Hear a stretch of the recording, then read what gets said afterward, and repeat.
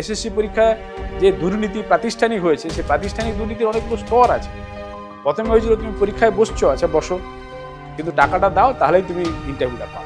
তারপর দেখা গেলো ইন্টারভিউ হয়ে গেছে, প্যানেল বেরিয়ে গেছে, তারপরে তুমি চাকরি যাও। ও ঠিক আছে, তোমার ওয়েটিং লিস্টে আছে, আচ্ছা ওয়েটিং লিস্টে হলেও তুমি চাকরি পেয়ে যাবে।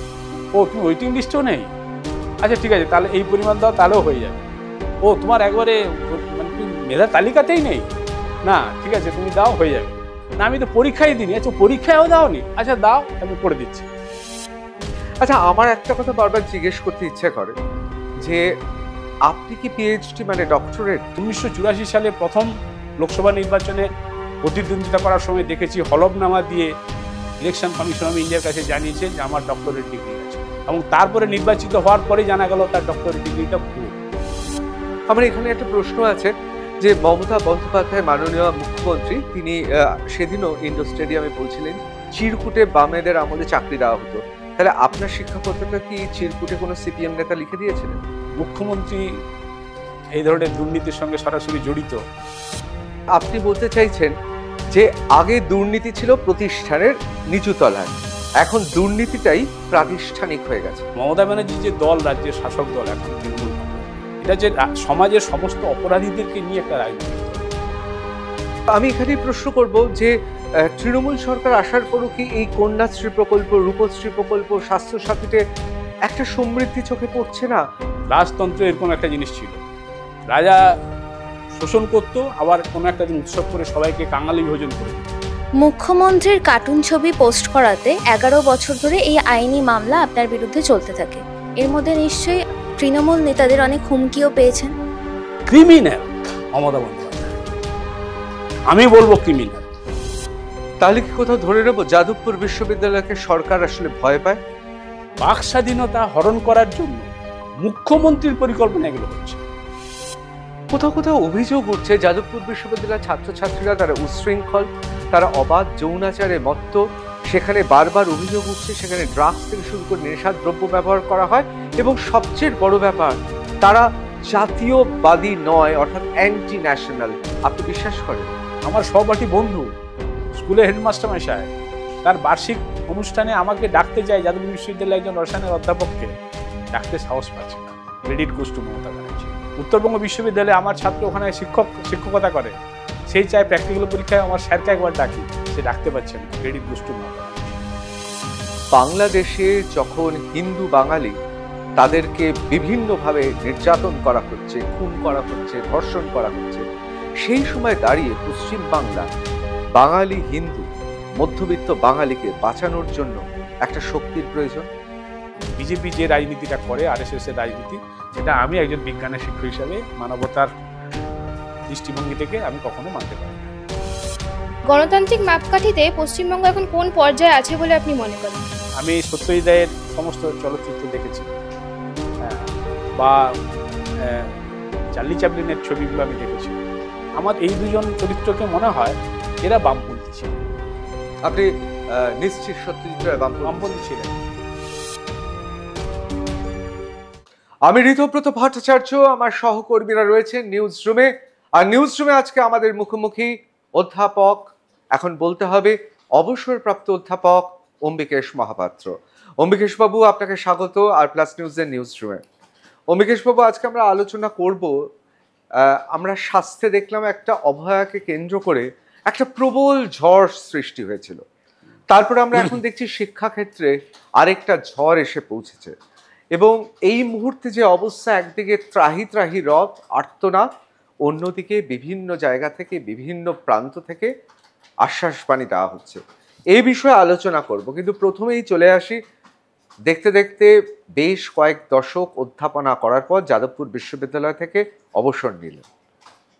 অবসর জীবন কেমন কাটছে?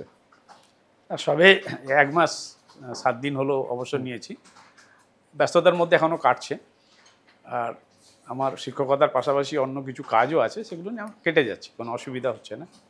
কিছু লেখালেখি আগেও করতাম, এখন একটু বেশি করে করছি, এর মধ্যে সময় কাটছে। মানে লেখার সময়ের বরাদ্দটা আরো বাড়িয়ে দিয়েছেন। একদম। আচ্ছা, আমার একটা কথা বারবার জিজ্ঞেস করতে ইচ্ছে করে যে আপনি কি পিএইচডি মানে ডক্টরেট? অবশ্যই, আমি যাদবপুর বিশ্ববিদ্যালয় থেকে ডক্টরেট ডিগ্রি অর্জন করেছি। কোন বিষয়? কেমিস্ট্রি ইন জেনারেল সায়েন্সের বিষয়। এবং এই ডক্টরেট ডিগ্রিটা অবশ্য মমতা বন্দ্যোপাধ্যায়ের ব্যবহৃত যে প্রথম নির্বাচনী অভিষেকে যে ডক্টরেট ডিগ্রি, সেটা আমরা সকলেই জানি ভুয়ো। এটা কিন্তু ভুয়ো নয়। কোথাও কি মনে হয় বারবার অতীতের সেই স্মৃতি কি ফিরে আসে আপনার? আমার সবসময় ফিরে আসে।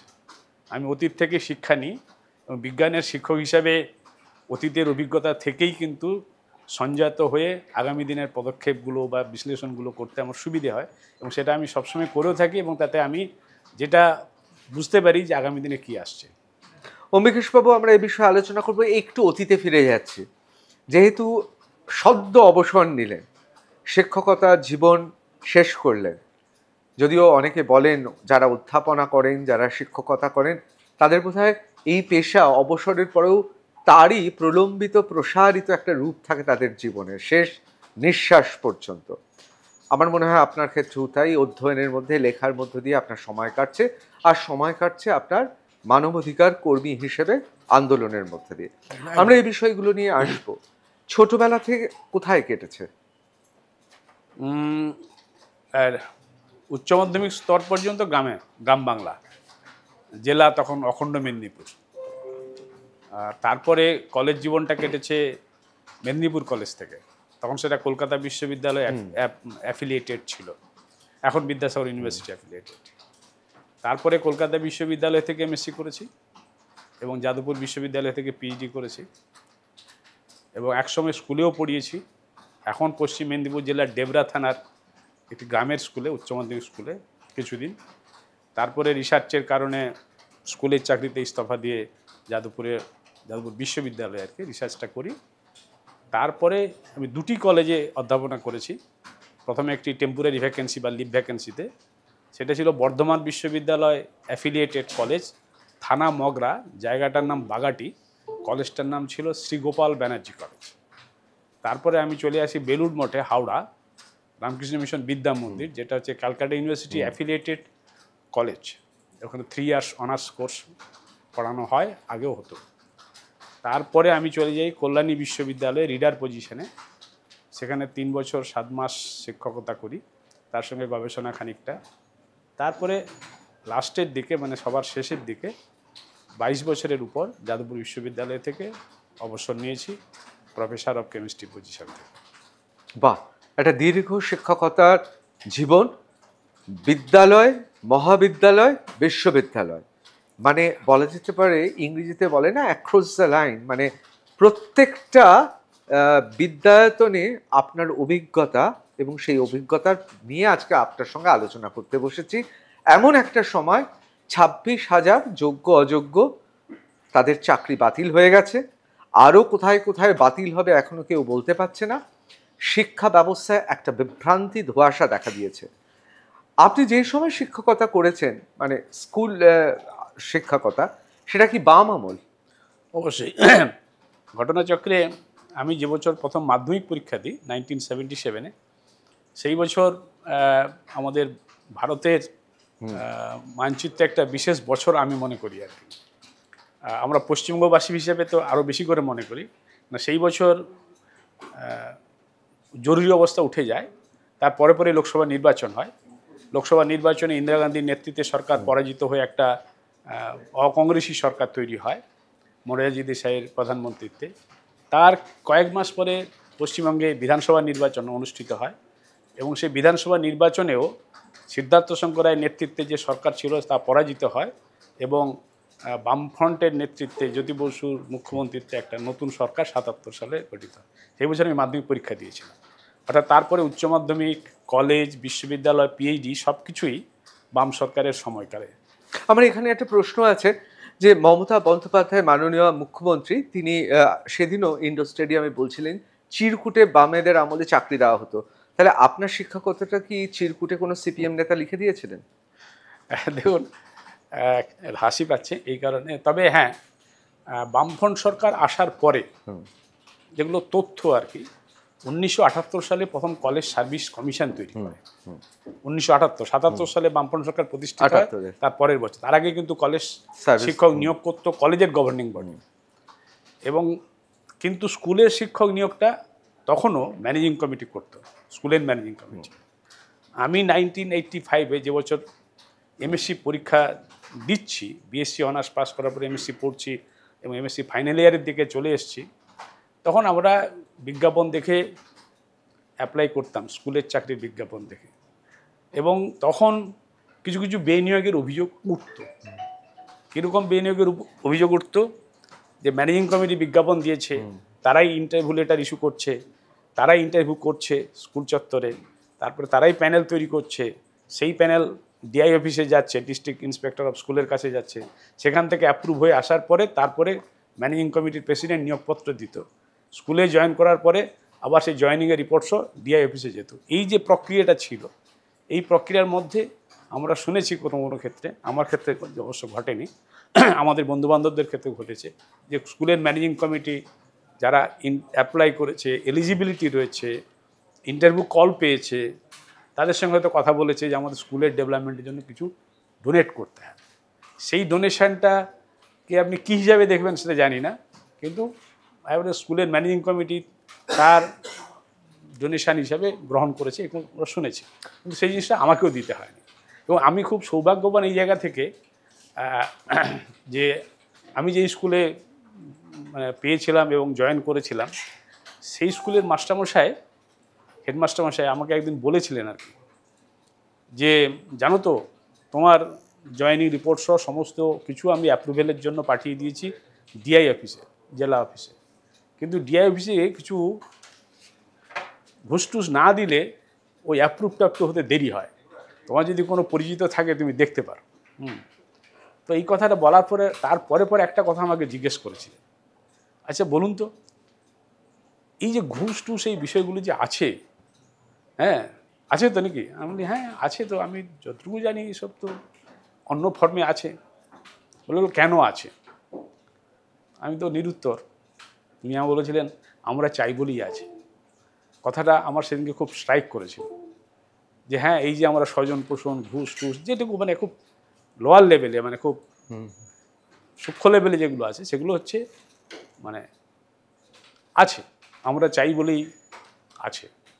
কিন্তু এখন যে জিনিসটা আমি লক্ষ্য করলাম, সেই 85 সালে হেডমাস্টারমশাইয়ের কথা থেকে শোনা কথা, আর 2025 সালে যখন এই এসএসসির সুপ্রিম কোর্ট থেকে যে রায়টা বেরোলো, এই দুটোর মধ্যে কিন্তু ফারাক আছে। ফারাকটা হচ্ছে, আগে প্রশাসন স্তরে বা মাথাতে এইসব বিষয়গুলো না থাকলে তলায় তলায় কোনো কিছু অ্যাডজাস্টমেন্ট এটা সেটা হতো, আর এখন একবার প্রতিষ্ঠানের মাথা থেকে নির্দিষ্ট করে পুরো বিষয়টাকে প্রাতিষ্ঠানিক করা হয়ে গেছে। তার মানে কি আপনি বলতে চাইছেন যে আগে দুর্নীতি ছিল প্রতিষ্ঠানের নিচু তলায়, এখন দুর্নীতিটাই প্রাতিষ্ঠানিক হয়ে গেছে? একদম। এবং এটা আগে ছিল মানে শুধু বাম আমলে ছিল তা নয়, আমার মনে হয় সব রাজ্যে, সব দেশে, সব কালে এই স্বজন পোষণ, ঘুষ, দুর্নীতি, একে একটু সিগারেট দিলে কাজটা হয়ে যাবে, ওকে একটু 10টা টাকা ধরিয়ে দিলে, আপনার এজলাসে, কোর্টের যে এজলাস যেখানে বিচারক, মহামান্য বিচারক বসে থাকেন, তার পেশকারকে 10 টাকা না দিলে তার ফাইলটা উপর দিকে তোলে না। এগুলোকে আপনি কি বলবেন? ঘুষ, স্বজন পোষণ, এগুলোর মধ্যেই এটাকে বলতেই হবে। কিন্তু সেটা হচ্ছে লুকিয়ে চুরিয়ে বা একটু লজ্জা টজ্জা করে বা একটু অ্যাডজাস্ট। মানে আপনি বলছেন এই দুর্নীতিটা নির্লজ্জ ভাবে হয়েছে? হ্যাঁ, এটা এখনও আছে, আগেও ছিল। হ্যাঁ, আমরা অনেক সিনেমাতে এসবও দেখেছি। হ্যাঁ, টেবিলের উপরে 10টা টাকা রেখে দিলে ফাইলটার সঙ্গে সঙ্গে খুঁজে বার করে নিয়ে চলে আসছে অফিসে। হ্যাঁ, আমি এই বিষয়ে আসবো, কিন্তু একটা ছোট্ট করে জিজ্ঞেস করে নেব এটা, যে আপনার পারিবারিক অবস্থা কেমন ছিল? মানে চাকরি কি করতেই হতো? মানে এত তাড়াতাড়ি স্কুলে, মানে বিশ্ববিদ্যালয়ে বাইরে গবেষণাও তো করতে যেতে পারতেন। না, ঘটনা হচ্ছে আমার যখন 9 বছর বয়স তখন আমার বাবা মারা যান। স্থায়ীভাবে আমার পড়াশোনাটা হওয়ারই কথা ছিল না। তখন আমি প্রাইমারি স্কুলে পড়ি, প্রাইমারি স্কুলে যেভাবে সবাই যায় আমরা দল বেঁধে যাই। আর সেইখান থেকে যে আমি যাদবপুর বিশ্ববিদ্যালয় থেকে অবসর গ্রহণ করেছি, এটাই আমার কাছে বিশাল পাওনা আমার অবস্থান থেকে বিচার করলে। আর বাবা ছিলেন না, আপনার পড়ার খরচ কি করে আসতো? সেটাই তো প্রশ্ন। সে 1000 প্রশ্নের উত্তর দেওয়া খুব সম্ভব নয়, তবে এইটুকু সংক্ষেপে বলতে পারি, মা চেয়েছিলেন আমি পড়াশোনাটা করি, কিন্তু এত তো হয় না, হওয়ার কথা না। মা কোনো রকম সইটা করতে পারতেন, তাও মানে মাত্রা ঠিক রেখে সই করতে পারতেন না, নিজের নামটা শুধু সই করতে পারতেন। আপনার মাতৃদেবীর তার অসম্ভব বোধহয় পড়াশোনার প্রতি প্রগাঢ় ভক্তি ছিল। চেয়েছিলেন আমি যেন পড়াশোনা করি। যাই হোক, তারপরে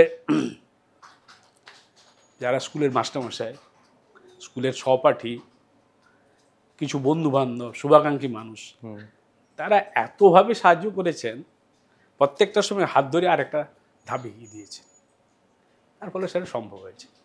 কিন্তু চাকরি করার তাগিদটা প্রথম থেকেই ছিল।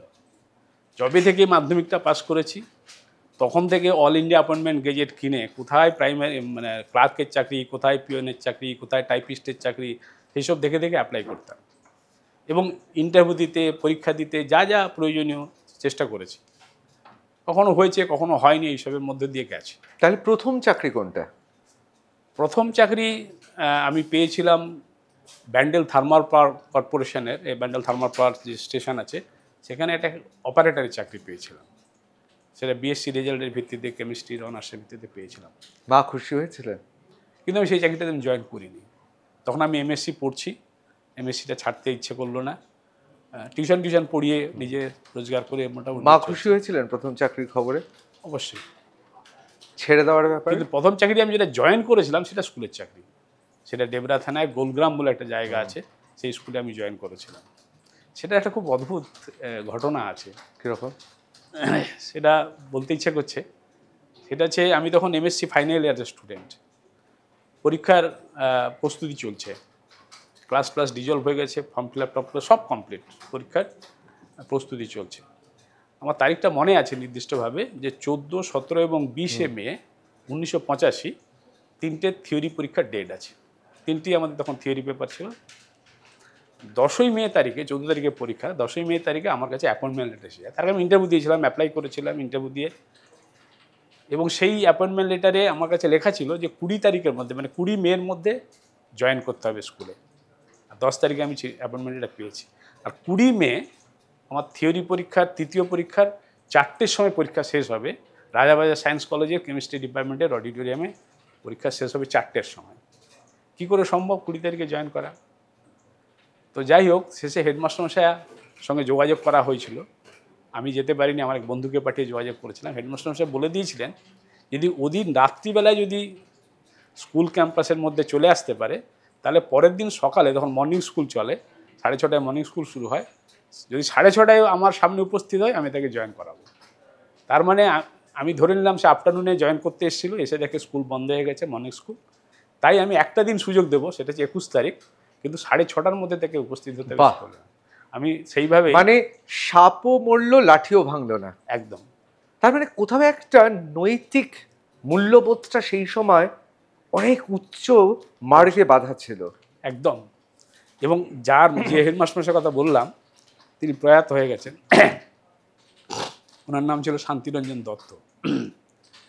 এবং উনি ওই স্কুলের কখনো শিক্ষক নিয়োগে বা শিক্ষাকর্মী নিয়োগে ওই স্কুলের নাম করে ডোনেশন নেওয়াটাও তিনি একেবারেই বরদাস্ত করতেন না এবং নিতে দিতেন না। আশেপাশে যত স্কুল ছিল তারা কিন্তু শিক্ষক নিয়োগের ক্ষেত্রে স্কুলের ডোনেশন হিসেবে কিছু টাকা পয়সা তুলত, কিন্তু উনি তুলতে দেননি। ওনার ম্যানেজিং কমিটির মধ্যে একজনই, যিনি হেডমাস্টারমশাই আর কি, তিনি রাজি ছিলেন না বলে ম্যানেজিং কমিটি টাকা নিতে পারেনি। সেই জন্য আমি নিজে শুনেছি, কানে শুনেছি, টিচার্স কমন রুমে হেডমাস্টারমশাই নিয়ে সমালোচনা হতো। কী সমালোচনা হতো? আশেপাশের স্কুল ডোনেশন নেয়, তারা অডিটোরিয়াম করছে, কি একটা ওপেন মঞ্চ করছে, কি একটা খেলার গ্রাউন্ড তৈরি করতে পারছে টাকা নিয়ে চাকরি সূত্রে, কিন্তু এই নিয়ে ধর্মপুত্র যুধিষ্ঠির উনি ডোনেশন নেবেন না। এই যে কথাটা, অর্থাৎ তিনি যে কতটা মেরুদণ্ড শক্ত রেখেছিলেন, এবং সেই কারণে তিনি আমাকে জিজ্ঞেস করেছিলেন যে এই যে দুর্নীতিরা যে রয়েছে কিসের জন্য রয়েছে। সৎ মানুষ ছিলেন। আমরা নিজেরা যদি এই সিস্টেমের অঙ্গ হয়ে যাই তাহলে তো, এবং এখন যেটা হয়েছে, আগে আমার নিজের অভিজ্ঞতা, জীবনের অভিজ্ঞতা, আগে যেটা নিচু তলায় ছিল, একটা নিয়ন্ত্রণের মধ্যে ছিল, কখনো আমরা মুখ্যমন্ত্রী এই ধরনের দুর্নীতির সঙ্গে সরাসরি জড়িত বা তার নির্দেশে টাকা তোলা হচ্ছে চাকরি, এবং এই যে ছিল, এইটুকু ছিল বলেও, এবং বামফ্রন্ট সরকারের মধ্যে যে একটা সদিচ্ছা ছিল এগুলো যাতে না হয়, সেটা আমি আমার অভিজ্ঞতা থেকে বুঝেছি। কীরকম আমি বলি, আপনি কি তখন সিপিএম করতেন? না, আমি কোনো সিপিএম কোনোদিনই করিনি, তবে আমি ছাত্র অবস্থা থেকে আমি বামপন্থী চিন্তা চেতনার সঙ্গে সংশ্লিষ্ট। আমি যেহেতু বিজ্ঞান পড়েছি, বিজ্ঞান যারা পড়ে এবং বিজ্ঞানটা যদি তার মনস্কতার মধ্যে ঢুকে যায়, তাহলে তার বামপন্থী চিন্তাভাবনা ছাড়া অন্য কোনো ভাবনাতে সে যেতে পারে না। এটা আমার বিশ্লেষণ। অতএব আমি বরাবরই আমি বামপন্থী মানসিকতা। কিন্তু সিপিএম নন? না, একসময় এসএফআই টিসএফআই করেছি, তখন তো কলেজ লেভেলে হয় ছাত্র পরিষদ না হলে এসএফআই, এই দুটোই তো ছিল।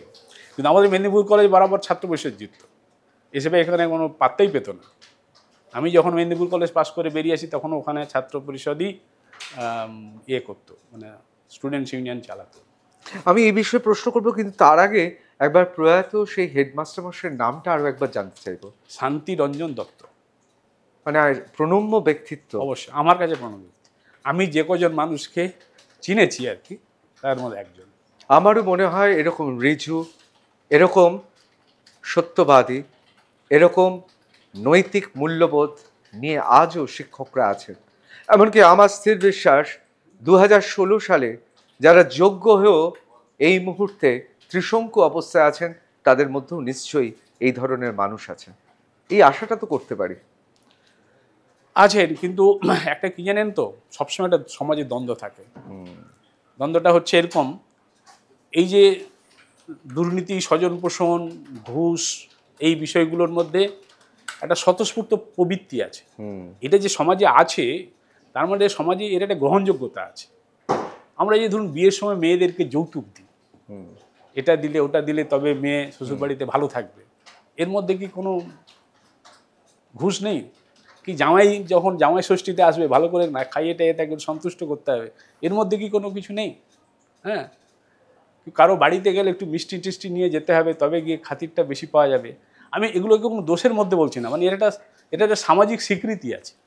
আবার দেখুন, এই যৌতুকই যখন জোরপূর্বক পণ আদায় করা হয় সেটা সামাজিক ব্যাধি, অপরাধ। তার মানে আপনি কোথাও, ভারতীয় প্রাচীন শাস্ত্রে বলে যে রাজসিক এবং পাশবিক এই প্রবৃত্তি বা অবস্থানের মধ্যে শুধু এক সুতো এদিক ওদিক, মানে রাজসিক একটু বেশি হয়ে গেলেই পাশবিক হয়ে যাবে। সুতরাং আপনি বলছেন এই নিয়মগুলো একটু এদিক ওদিক হয়ে গেলে এবং সমাজের যদি দিক নির্ণয় অন্যদিকে ঘুরতে শুরু করে, তাহলে বিষয়টা কঠিন থেকে কঠিনতর হয়ে যায়। একদম। আমি এখানে আরেকটা কথা বলতে চাই, আমাদের যে প্রশাসন, সে যে দেশের যে রাজ্যেরই প্রশাসন হোক না, এই প্রশাসন আছে, তার সঙ্গে পুলিশ প্রশাসন আছে, তার সঙ্গে বিচার ব্যবস্থা আছে, তার সঙ্গে জেলখানা আছে। কেন আছে? এর প্রয়োজনটা কেন হয়েছে? তার মানে সমাজে অপরাধ করবার প্রবণতা একটা আছে। যতই আপনি রাম রাজত্ব কায়েম করার চেষ্টা করুন, আমি জানি না রাম রাজত্ব বলে কিছু ছিল কিনা, সেই রাম রাজত্ব নিশ্চয়ই অপরাধ প্রবণতা ছিল, কিন্তু সময়ের সঙ্গে সঙ্গে অপরাধ প্রবণতার পরিবর্তন হতে পারে, নেচার পরিবর্তন হতে পারে।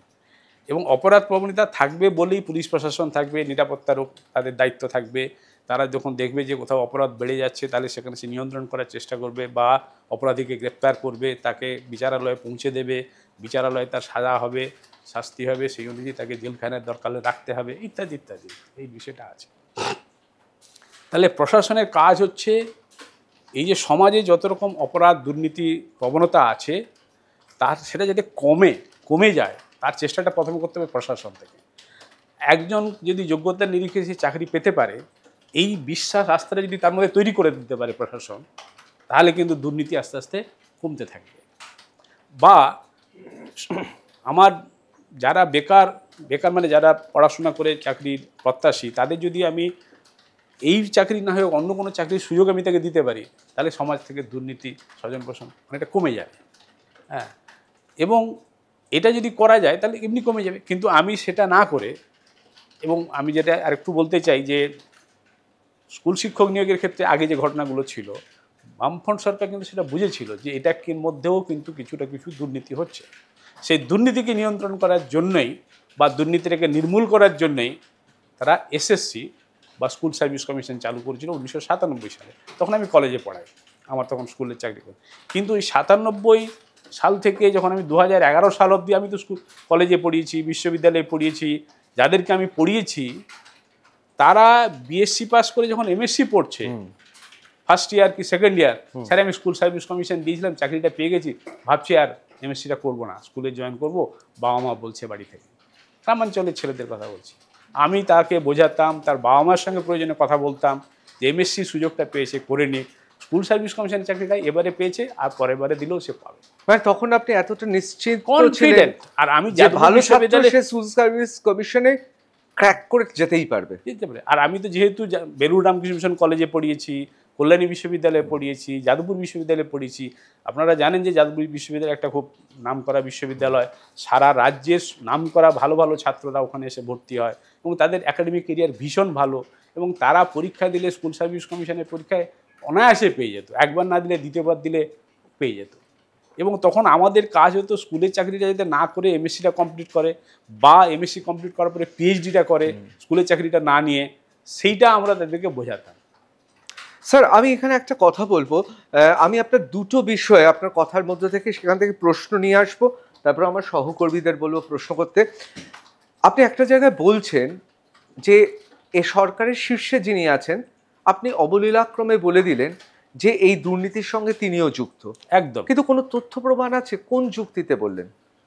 দেখুন, বললে অনেক কথা বলতে হয়, চোখ কান খোলা রাখি তো আমি সবসময়।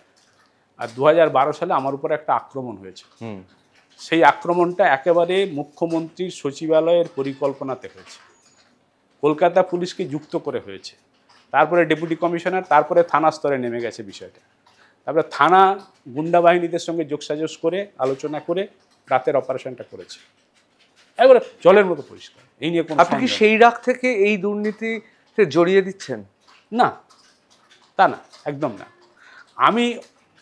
আমি আমার একটা হচ্ছে 11 সাল থেকে এই 2025 সাল পর্যন্ত আমার যে অভিজ্ঞতাগুলো হয়েছে, সেই অভিজ্ঞতা থেকে একটা নির্যাস বেরিয়ে আসবে।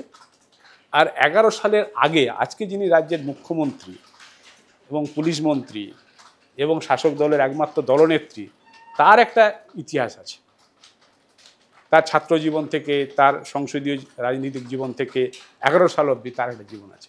এই সবটাকে যদি আপনি একটা বিশ্লেষণের মধ্যে নিয়ে আসেন, তাহলে এটা জলের মতো পরিষ্কার হয়ে যাবে, একটা সিদ্ধান্তে চলে আসবে যে এখন যে ঘটনাগুলো ঘটছে রাজ্যে, আপনি একটু আগে বলার সময় শুরু করলেন যে স্বাস্থ্যের ক্ষেত্রে, শিক্ষার ক্ষেত্রে এটা অনিবার্য ছিল। আমার ক্ষেত্রে আমি বলবো এটা অনিবার্য ছিল। অনিবার্য কেন বলছি, আমরা একটা জিনিস, আমরা বিজ্ঞানের ছাত্র, তো বিজ্ঞানে কোনো কোনো জিনিস হচ্ছে শাশ্বত সত্য, অনিবার্য। কালকে সূর্য পূর্ব দিকে উঠবে, এটা অনিবার্য, আপনি চান বা না চান, আপনি দুর্নীতিগ্রস্ত হন বা সহজ হন, তাতে কিছু যায় আসে না। আমি থাকি না থাকি সূর্য কালকে পূর্ব দিকে উঠবেই উঠবে। জল সবসময় নিচের দিকেই গড়াবে, কখনো উপর দিকে উঠবে না। অর্থাৎ এগুলো হচ্ছে শাশ্বত সত্য। এবার আপনি একটা রাজ্য প্রশাসনের মাথায় একজন লোককে বসালেন, যাকে 1984 সালে প্রথম লোকসভা নির্বাচনে প্রতিদ্বন্দ্বিতা করার সময় দেখেছি হলফনামা দিয়ে ইলেকশন কমিশন অফ ইন্ডিয়ার কাছে জানিয়েছেন যে আমার ডক্টরেট ডিগ্রি আছে, এবং তারপরে নির্বাচিত হওয়ার পরে জানা গেল তার ডক্টরেট ডিগ্রিটা ভুয়ো। তার মানেটা কি? তিনি ভুয়ো ডক্টরেট ডিগ্রি ব্যবহার করে নির্বাচক মণ্ডলীকে প্রতারিত করেছেন। পিপুলস রিপ্রেজেন্টেটিভ অ্যাক্টে আমাদের কাছে কার জন্য আমি নির্বাচনে প্রতিদ্বন্দ্বিতা করছি? জনগণের জন্য আমি প্রতিদ্বন্দ্বিতা করছি, সেই জনগণকে আমি প্রতারিত করছি। প্রথম নির্বাচনে, সংসদীয় নির্বাচনে, আমি এর বিস্তারিত যাব না। আপনি 2006 সালের 30শে নভেম্বর যখন তিনি সংবিধানের বই হাতে নিয়ে বিধানসভা চত্বরে ঢুকলেন, আমি একজন সাধারণ মানুষ। বিধানসভা মানে কি? গণতন্ত্রের পীঠস্থান, যেখানে 144 ধারা থাকে, যাকে আমরা আইনসভা বলি। সেখানে তিনি সংবিধানের বই হাতে নিয়ে তার অনুগামী নির্বাচিত বিধায়কদেরকে উত্তেজিত করে ভাঙচুর করছে আসবাবপত্র। এটা কি কোনো রাজনীতির, কোনো সংস্কৃতির মধ্যে পড়ে? আমি কোনো সিপিএম, তৃণমূল, বিজেপি কিচ্ছু বুঝি না। আমি সাধারণ নাগরিক অধিকার থেকে জিজ্ঞেস করছি। একটা আস্ত কারখানা টাটাতে হয়ে গেছিলো, টাটাদের কারখানাটা হলে আজকে আমরা সবাই কি বুঝতে পারছি না যে পশ্চিমবঙ্গের অর্থনৈতিক পরিচিত কী হতো? আমাদের কলেজ বিশ্ববিদ্যালয় থেকে যে সকল ছাত্রছাত্রী বেরোচ্ছে, আইটিআই কলেজ থেকে যারা বেরোচ্ছে, তারা একটা আশার আলো দেখতো। এবং আমি তো 11 সালের আগে আমরা একটা জায়গায় একটা স্বস্তিতে বুঝলাম যে আইটি সেক্টর হচ্ছে, এই হচ্ছে, সেই হচ্ছে, বিদেশে আর না থেকে, বিভিন্ন রাজ্যে না থেকে ছেলেরা আমাদের রাজ্যে ফিরছে, আমাদের একটা আসার জায়গা, শত শত ইঞ্জিনিয়ারিং কলেজ তৈরি হচ্ছে। তারপরে কি হয়ে যাচ্ছে বলুন তো? এটা হওয়াটাই খুব স্বাভাবিক ছিল। আমি যখন 2011 সালের 13ই মে তারিখে যখন নির্বাচনের ফলাফল প্রকাশিত হলো এবং জানা গেল যে সৎ সজ্জন কমিউনিস্ট নেতা বুদ্ধদেব ভট্টাচার্য পরাজিত হয়েছেন, আমি তার বিধানসভা এলাকার আমার বাসিন্দা, আমি সেখানকার ভোটার। হ্যাঁ, 1987 সাল থেকে আমি বুদ্ধদেব ভট্টাচার্যের আমি 87 সাল থেকে বুদ্ধদেব ভট্টাচার্য এলাকায় আমি আছি, মানে উনি ওখানকার বিধায়ক ছিলেন আর কি, আমি সেখানকার ভোটার ছিলাম, এখনও আছি। আর তার জায়গায় এবং ধ্বংসাত্মক রাজনীতি করা একজনকে মথানো যিনি মিথ্যাবাদী, হ্যাঁ, তাহলে তার হাতে আপনি একটা প্রশাসনকে তুলে দিলে কি হতে পারে? এবং স্কুল সার্ভিস কমিশনের আপনি দেখুন 1997 সালে স্কুল সার্ভিস কমিশন তৈরি হয়েছে। তথ্য কি বলছে? 2011 সাল পর্যন্ত প্রতি বছর স্কুল সার্ভিস কমিশনের পরীক্ষা হয়েছে। স্কুল সার্ভিস কমিশনের স্ট্রাকচারটা কেমন ছিল? একটা সেন্ট্রাল কমিশন ছিল, 5টা জোন ছিল, রিজিয়নাল ছিল, কিন্তু প্রশ্নটা হতো কমন, সব জোনে আলাদা আলাদা ইভ্যালুয়েশন প্রসেস হতো, কিন্তু সেন্ট্রালি পরীক্ষাটা হতো। এবং তার মধ্যে দিয়ে যাতে স্বচ্ছতাটাকে আরও 100% প্রুভ করা যায়, তার জন্য একটা প্রসেসটা ছিল। প্রসেসটা কী ছিল?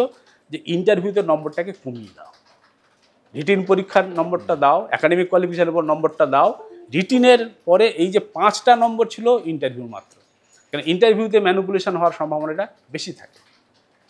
হ্যাঁ, আর হয়, আর আমরা তো মানুষ, তো রক্ত মাংসের মানুষ। তো আমি যদি কোনো একটা সিলেকশন কমিটিতে বসি, আমার এক ছাত্র যদি সেখানে ইন্টারভিউ দিতে আসে, হ্যাঁ, বা আমাকে কেউ বলো একটু দেখো ভাই আমার ছেলেটা যাচ্ছে, আপনি তো রিফিউজ করতে পারবেন না যে না আমাকে কেন ফোনে বললেন, আমি কান টাইপের কেটে ফেলে দেবো, তা তো হয় না। আপনি কখনো কোনো দুর্বল মুহূর্তে আপনি কিছু পার্সিয়ালিটি করতেই পারেন। আমি দুর্নীতির আশ্রয় নিতে বলছি, ওই জায়গায় স্বজন পোষণ বলা যেতে পারে। সেটা যদি কম হয়, এবং সেটা কলেজ সার্ভিস কমিশনের ক্ষেত্রেও বামপন্থী সরকার করেছিল। একসময় কলেজ সার্ভিস কমিশনে 50% ছিল ইন্টারভিউ, কমিয়ে করা হলো 35 নম্বর, মানে 50 থেকে 35, তারপরে করা হলো 25, তারপরে করা হলো 10, অর্থাৎ 100 ইভ্যালুয়েশনে 10 মাত্র ইন্টারভিউতে নিয়ে এসেছিল বামপন্থী সরকার। আমি বামপন্থীকে করার জন্য বলছি না, আমরা তার সিস্টেমের মধ্যে গেছি, আমাদের ছাত্রছাত্রীরা সেই সিস্টেমের মধ্যে দিয়ে চাকরি পেয়েছে, অভিজ্ঞতার থেকে কথাগুলো বলছি। স্কুল সার্ভিস কমিশনে তাই ছিল। এখন কি সব রিজিওনাল অফিস উঠে গেছে, সব সেন্ট্রালাইজ করে দিয়েছে, সব আচার্য সদন। এই সেন্ট্রালাইজেশন অফ পাওয়ার, আর বামপন্থী সরকার দেখা গেছিল ডিসেন্ট্রালাইজেশন অফ পাওয়ার। পঞ্চায়েত, আমি তো দেখেছি 78 সালে প্রথম পঞ্চায়েত নির্বাচন হচ্ছে গ্রাম বাংলায়, তখন আমি হায়ার সেকেন্ডারি পড়ছি 11-12-এ। কি উত্তেজনা, মানে উত্তেজনা মানে ওই দাঙ্গার উত্তেজনা না, মানে একটা উৎসবের মতো। গ্রামের মানুষ নির্বাচনে অংশগ্রহণ করছে, গ্রামের মানুষ নির্বাচনে জিতছে, এবং তারা ওখানে টেস্ট রিলিফের কাজ করবে, এবং টেস্ট রিলিফের কাজ করার ফলে যারা গ্রামের মানুষ কাজ করছে তারা কিছুটা গম পাচ্ছে, কিছুটা হাতে টাকা পাচ্ছে, তার ভাঙা ঘরটাকে আস্তে আস্তে করে সে সারাচ্ছে, তার ছেলেটাকে এবারে মাঠে না পাঠিয়ে আস্তে আস্তে করে প্রাইমারি স্কুলে ঠেলে দিচ্ছে, তার সন্তানকে 2টো টিউশন পড়াবার জন্য বাচ্চা কাকে পড়ানো যায় সে লোক খুঁজছে, তারপরে তার ছেলের বিয়ের সময় মাইক বাজছে, আরে বাবা মাইক বাজছে, যার কোনো রকম একটা গামছা পরে দিন অতিবাহিত করতে হতো, খালি পায়ে গ্রামের রাস্তায় হাঁটতে হতো, সে দেখছে একটা চটি চপ্পল পরছে। কিন্তু আমি এখানেই প্রশ্ন করব যে তৃণমূল সরকার আসার পরও কি এই কন্যাশ্রী প্রকল্প, রূপশ্রী প্রকল্প, স্বাস্থ্যসাথীতে একটা সমৃদ্ধি চোখে পড়ছে না? এই যে চারিদিকে এত রং হচ্ছে, এত আলো, তারপর অনেকে বলছেন প্রত্যন্ত গ্রামাঞ্চলে বিউটি পার্লারও খুলে যাচ্ছে, মহিলাদের হাতে টাকা থাকছে, আগে স্বামী টাকা দিত না, এখন তারা টাকা পাচ্ছে, এটাও তো চোখে পড়ার কথা আপনার। এগুলো নিয়ে আমি কোনো বিতর্কে যেতে চাই না। সে আপনি দান খয়রাতির মাধ্যমে মানুষের উন্নতি করতে চাইলে আপনি করুন, এটা একটা তন্ত্র। রাজতন্ত্র এরকম একটা জিনিস ছিল, রাজা শোষণ করত, আবার কোনো একটা দিন উৎসব করে সবাইকে কাঙালি ভোজন করে দিত। হ্যাঁ, এখন তো আর সেই রাজতন্ত্র ফিরিয়ে আনা যাবে না। অন্য ফর্মে, গণতন্ত্র পরিসরে অন্য ফর্মে কিভাবে করা যায় সেটা আমি তার ভালো মন্দ, তার সোশ্যাল আসপেক্ট আমি বলতে পারবো না, কিন্তু আমি একজন মানুষকে তো আগে প্রথমে চাইবে তাকে স্বাবলম্বী করব, তাকে শিক্ষিত করব, মানে তার যোগ্যতা অনুযায়ী, মেধা অনুযায়ী তাকে আমি পড়াশোনার মধ্যে শিক্ষিত করব, তাকে একটা কাজ দেব, সে যাতে কাজ করে। কে চায় বলুন তো ভিক্ষাবৃত্তি করে বেঁচে থাকতে?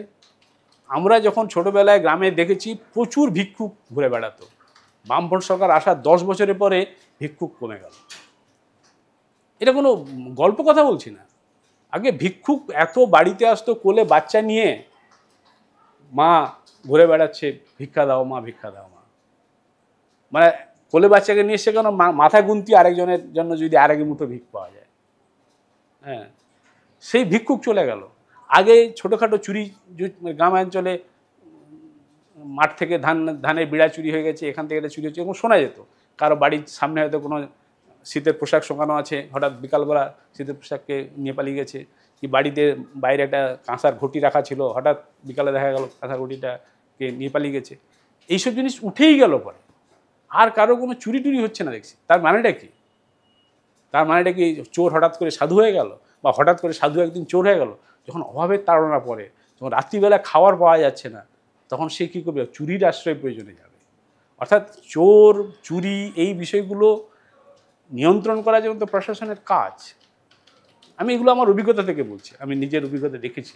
আপনি তো মুখ্যমন্ত্রীকে নিয়ে একটি কার্টুন বা একটি মিম পোস্ট করেছিলেন, তো যখন এই মিমটি পোস্ট করেন তখন কি একবারের জন্য ভেবেছিলেন যে এর খেসারত দীর্ঘ 11 বছর ধরে দিতে হবে? না, দেখো, প্রথম কথা হচ্ছে আমি মিমটা, বা এটাকে মিম না বলে কোলাজ কার্টুন বলাই ভালো। আমি এটা নিয়ে, আমি তো জানতাম, আমি তো কোনো কার্টুনিস্ট না, আমি কোনো কার্টুন আঁকিও নি, কিন্তু কার্টুন দেখতে বা সেটা ব্যবহার করতে ভালো লাগতো। খবরের কাগজে তো কার্টুন এক সময় রেগুলার বেরোতো, এখন কোথায় বেরোয় আমি ঠিক জানি না। যাই হোক, কিন্তু এটা নিয়ে তর্ক হয়েছিল, এটা গ্রাফিক্স না কার্টুন না মিম, এ নিয়ে খুব তর্ক হয়েছিল। তো ওয়াশিংটন থেকে, ইউএসএর ওয়াশিংটন থেকে একটা কার্টুনিস্টদের অর্গানাইজেশন আমার সঙ্গে যোগাযোগ করেছিল, CRNI বলে আর কি, cartoonist rights network international, CRNI। তারা আমাকে একবার মানে যেতেও বলেছিল ওখানে, আমি পারিনি যেতে। তো যাই হোক, তারা বলেছিল যে আপনার কার্টুনটা আমরা দেখেছি, কিন্তু এটাকে কার্টুন না বলে কোলাজ কার্টুন বলাই ভালো। আমি তারপর থেকে ওইটাকেই ব্যবহার করি, কোলাজ কার্টুন। তো ওটা আমি তৈরি করিনি, আমি ফরওয়ার্ড করেছিলাম।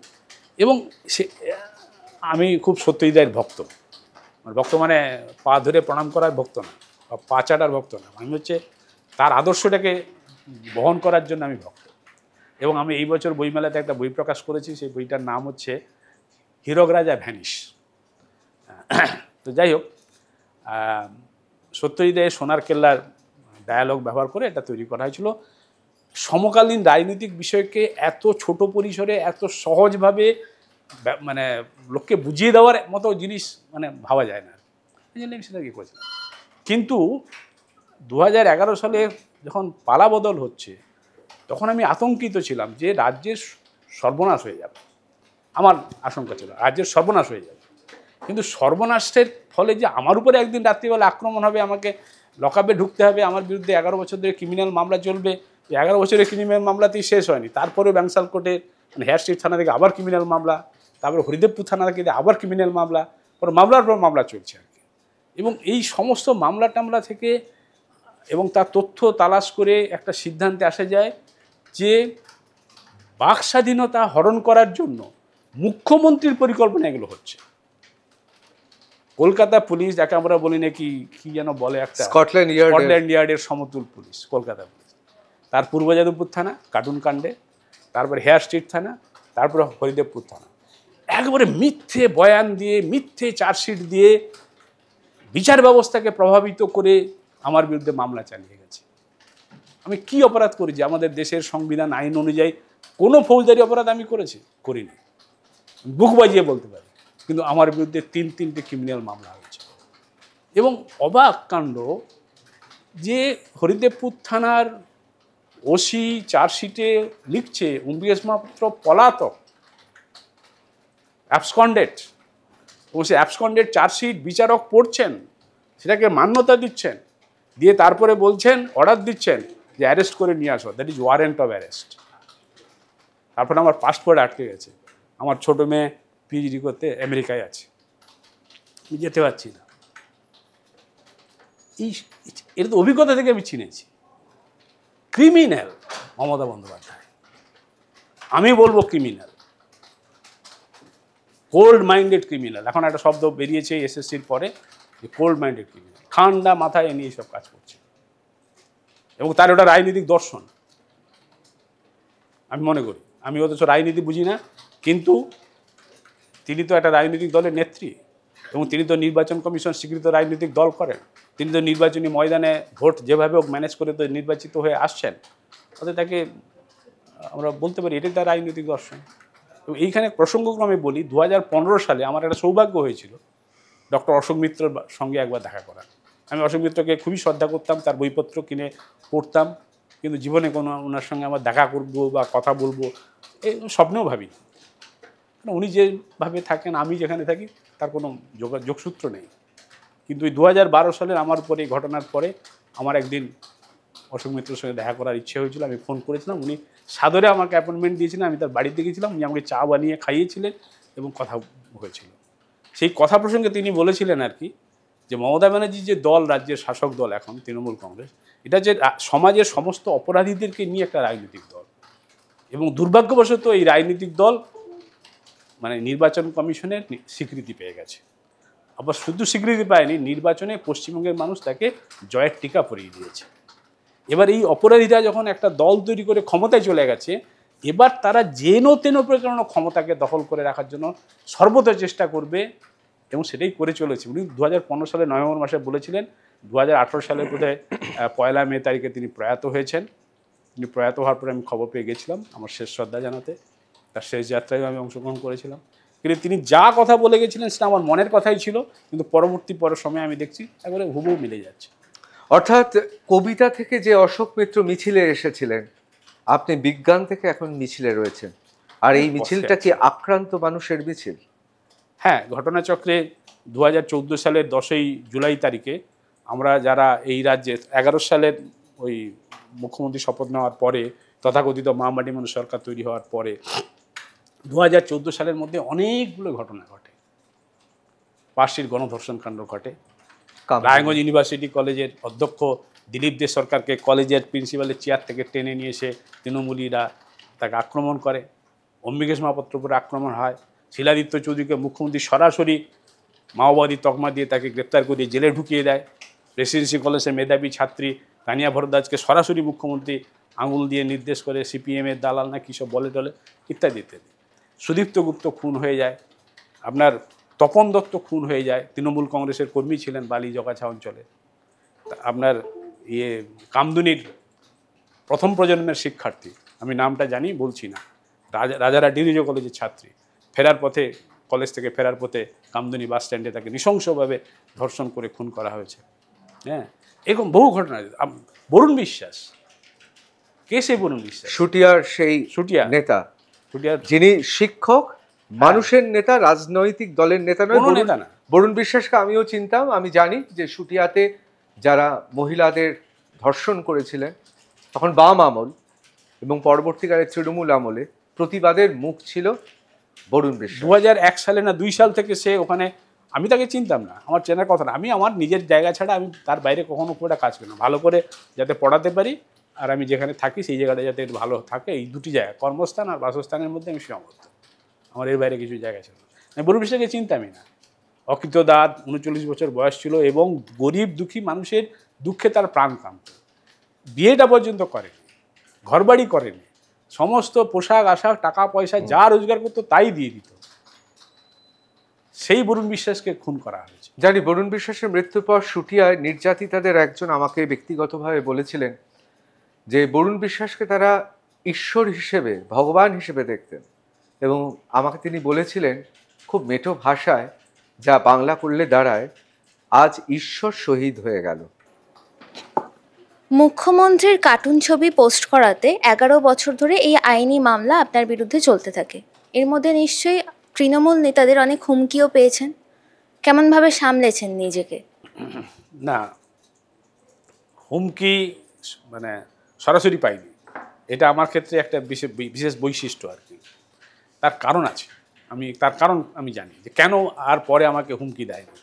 মিথ্যে মামলা দিয়েছে, ক্রিমিনাল মামলা, গোপনে গোপনে এটা সেটা করেছে, কিন্তু সরাসরি হুমকি দেয়নি। তার একটাই কারণ, আমি যাদবপুর বিশ্ববিদ্যালয়ের শিক্ষক, আর আমাকে যখন গ্রেপ্তার করে লকআপে ঢুকিয়েছিল 12ই এপ্রিল 2012 রাত্রিবেলা, 13 এপ্রিল দুপুর থেকে যাদবপুর বিশ্ববিদ্যালয়ের ছাত্রছাত্রীরা ক্যাম্পাসে দাপিয়ে বেরিয়েছিল এর প্রতিবাদে। অতএব যাদবপুর বিশ্ববিদ্যালয়ের ছাত্রছাত্রীরা যখন তার শিক্ষকের গ্রেপ্তারের প্রতিবাদে দাপিয়ে বেড়ায়, তখন মমতা বন্দ্যোপাধ্যায় বুঝেছিলেন যে একে আর হুমকি দিয়ে হবে না, মিথ্যে মামলা দিয়ে করতে হবে। তিনি সেই পথটাই নিয়েছিলেন।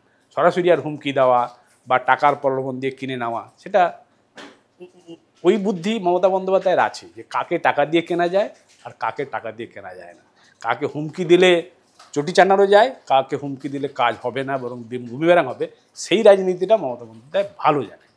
তাহলে কি কোথাও ধরে নেবো যাদবপুর বিশ্ববিদ্যালয়কে সরকার আসলে ভয় পায়? যাদব বিশ্ববিদ্যালয়ের ছাত্রছাত্রীদের অবশ্যই ভয় পায়। আমি যাদের পড়িয়েছি ক্লাসে, যেটা আমি মিস করছি এখন খুবই, ক্লাসে যাওয়া এবং ছাত্রদের সামনে দাঁড়ানোর যে গর্ব এখন আমি মিস করছি। কোথাও কোথাও অভিযোগ উঠছে যাদবপুর বিশ্ববিদ্যালয়ের ছাত্রছাত্রীরা তারা উচ্ছৃঙ্খল, তারা অবাধ যৌনাচারে মত্ত, সেখানে বারবার অভিযোগ উঠছে সেখানে ড্রাগস থেকে শুরু করে নেশাদ্রব্য ব্যবহার করা হয়, এবং সবচেয়ে বড় ব্যাপার তারা জাতীয়বাদী নয়, অর্থাৎ অ্যান্টি ন্যাশনাল। আপনি বিশ্বাস করেন? আপনার অভিজ্ঞতা কি বলে? আমি 22 বছরের বেশি ছাত্রছাত্রীদের পড়িয়েছি, ক্লাসে পড়িয়েছি, ল্যাবরেটরিতে প্র্যাকটিক্যাল করিয়েছি। আমি একেবারে বিশ্বাস করি না যাদবপুরের আপনি ছাত্রছাত্রীরা কোথায় যাচ্ছে, কি কাজ করছে, কি র্যাঙ্কিং করছে সেটার দিকে তাকান। তবে হ্যাঁ, সারা রাজ্যের শিক্ষা মানচিত্র খুবই খারাপ, শিক্ষা ব্যবস্থা খুবই খারাপ, যাদবপুরও খারাপ হচ্ছে, যাদবপুর শেষে খারাপ হচ্ছে। অন্যান্য বিশ্ববিদ্যালয়, স্কুল, কলেজ ধ্বংস হয়ে গেছে। বাইরে কাঠামোটা দেখতে পাচ্ছেন, কাঠামোতে চট করে যায় না। আজকে যে গ্রাম বাংলার যে কাঠামো দেখছেন, একটু আপনি বললেন যে এখন তো হাতে পয়সা পাচ্ছে, লোকে শ্যাম্পু কিনে চুল পরিষ্কার করছে, আগে তো শ্যাম্পু কেনার পয়সা পেত না। এটা বাইরে ঠিক আছে, কিন্তু ভিতরে ভিতরে খুব অবস্থা, আত্মহত্যা বাড়ছে, নারী নির্যাতন বাড়ছে, আপনার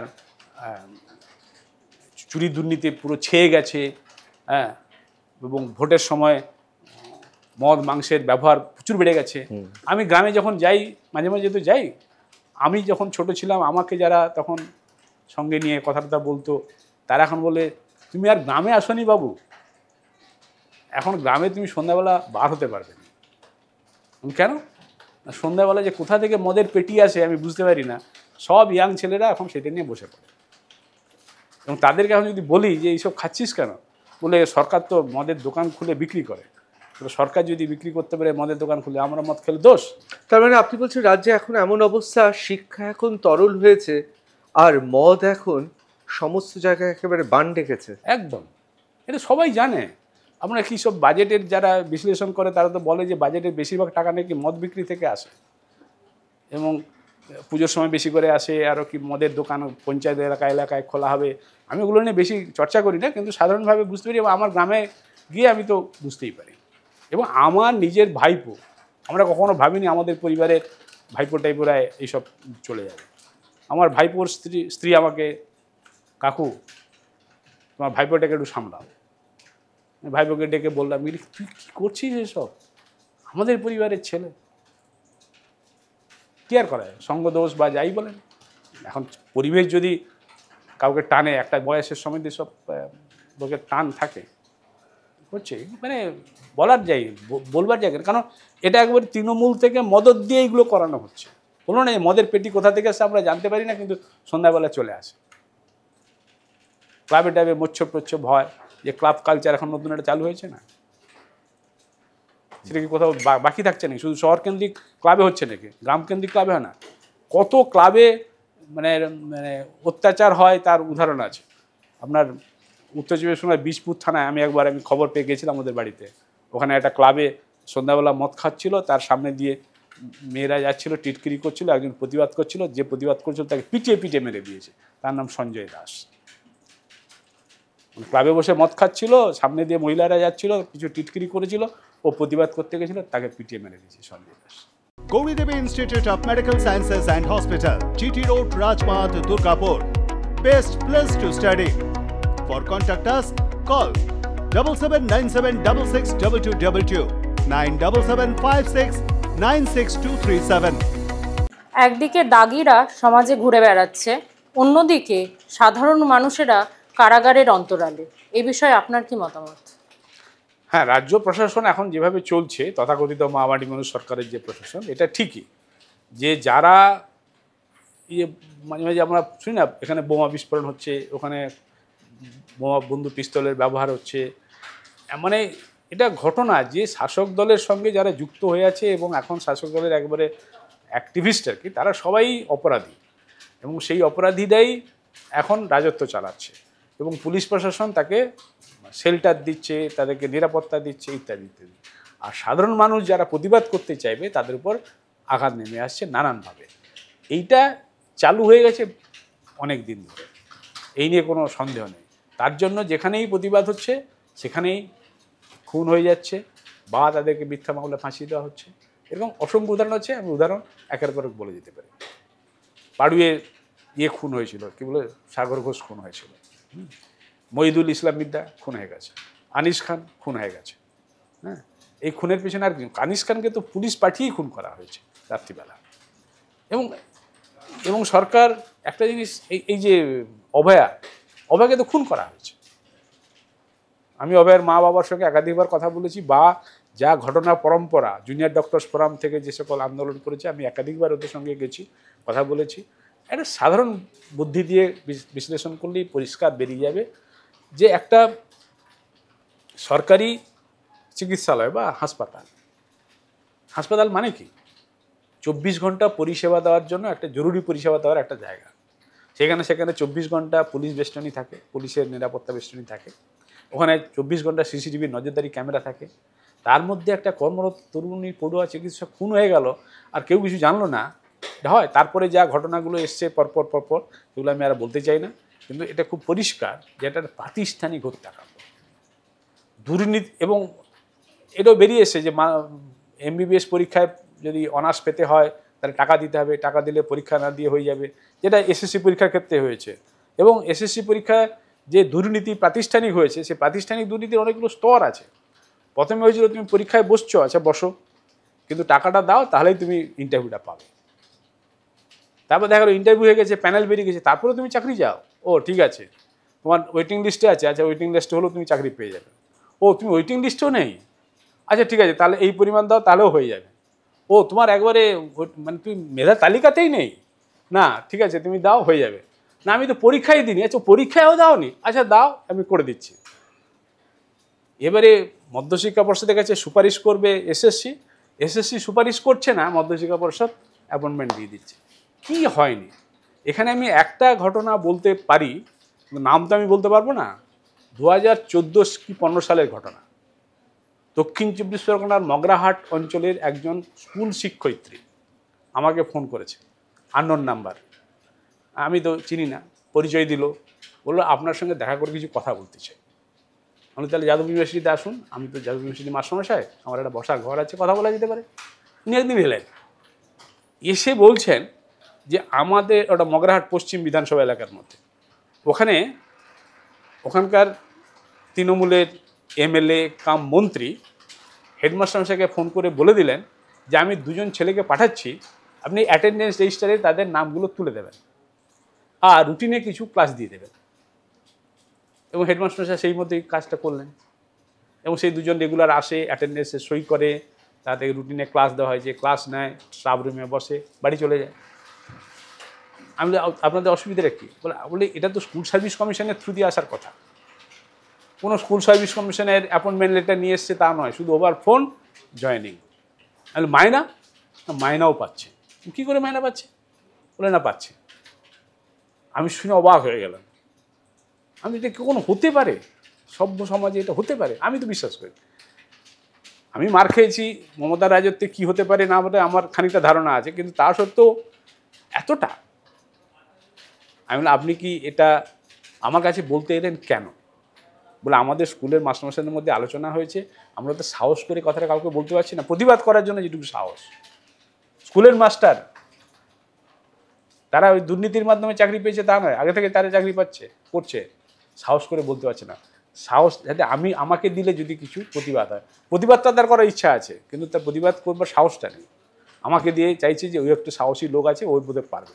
আমার কাছে এসে আমি দেখুন আপনি আমাকে বললেন, আমার কাছে কোনো ডকুমেন্টারি এভিডেন্স নেই, আপনি যে ঠিক বলছেন বেঠিক বলছেন আমি বুঝবি করে? তাহলে আপনি একজন মিডিয়া পার্সনকে ডাকবো, আপনি তার সামনে বলতে পারবেন? তাহলে আমাকে কিন্তু ওইখানে রেগুলার যেতে হবে, চাকরি করে ফিরতে হবে।